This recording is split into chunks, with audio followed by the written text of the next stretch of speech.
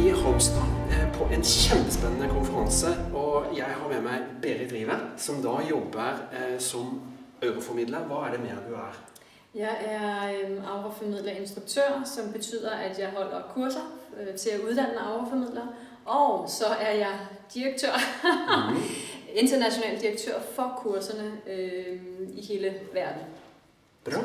Det som er jo kjempegøy her, er jo det at Berit, hun var jo den som også formidlet dette til meg i sin tid. Men det har gått noen år, siden 2008, og det er mye som har skjedd, og nå er det mange som begynner å bli nysgjerrige på hva eurotransformasjon er. Hvorfor det?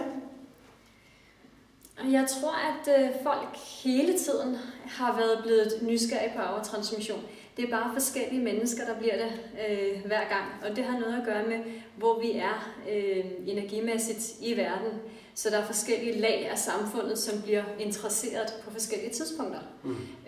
Og nu kan man sige, at i Norge er vi jo, nu taler jeg Norge, er vi jo begyndt at komme mere ud i kan man sige, hvordan kalder man det? Det normale samfund? Nej, det gør man ikke. Altså der er jo et kæmpestort alternativt samfund også, eller folk, der er interesseret i at arbejde med energier.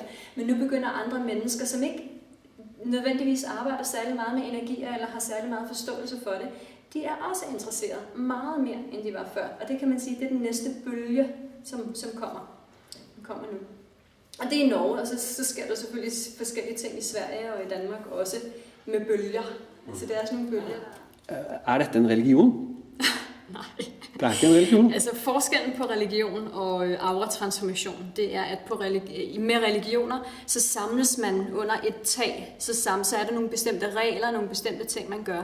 Med auratransformation, så bliver man individualiseret. Det vil sige, at folk, som får auratransformation, de finder deres egen sandhed.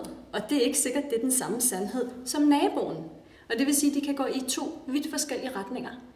Så det er ikke nogen religion. Der er ikke noget at samles om på den måde. Hvad er den vigtigste grunden for, at du begyndte at jobbe med auratransformation, Berit?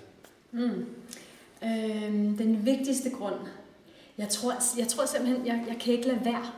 Jeg kan ikke lade være, når jeg møder mennesker, så ser jeg, der er et behov. Og min energi eller min bevidsthed går med det samme ind og begynder at prøve at finde løsninger. Så hvis jeg lavede noget andet i livet end arbejdet med bevidsthed og auratransmission og kurserne, så ville jeg nok blive lidt... jeg ville ikke føle, at jeg ville være det rigtige sted. Så det er en af de vigtigste grunde, at jeg kan ikke lade være. Hvad gør du i dag? Hvad er det, du jobber med?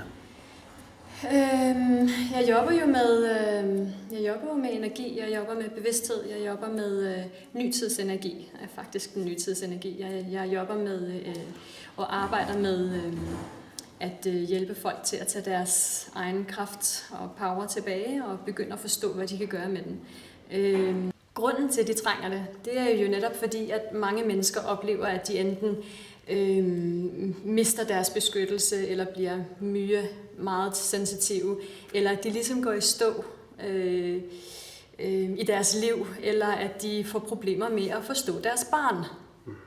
Så det er det, som er nogle af grundene. Så kan vi gå videre ind i de... Hvordan traf du Anne? Jeg traf hende på en messe allerførste gang, og jeg talte faktisk ikke med hende. Jeg bare så hende, og så talte jeg med nogle andre mennesker. Men da jeg var på den messe, så vidste jeg, at det her, det skulle jeg arbejde med. Og jeg ville uddannes, og jeg ville det hele med en gang. Næste gang jeg så træffer Annie, det er til en individuel session under kursus. Og 4 heftige timer. Så det var mit første møde. Det var rigtig, rigtig. Berit, verden trænger auratransformasjon. Er det en myte, eller er det et maskefald? Lidt tricky spørgsmål. Okay. Faktisk så mener jeg ikke, at hele verden trænger auratransformation. Men derimod så er der nogle specifikke mennesker, som trænger det. Der er nogle mennesker, som virkelig trænger det. Og de mennesker trænger det rigtig, rigtig meget.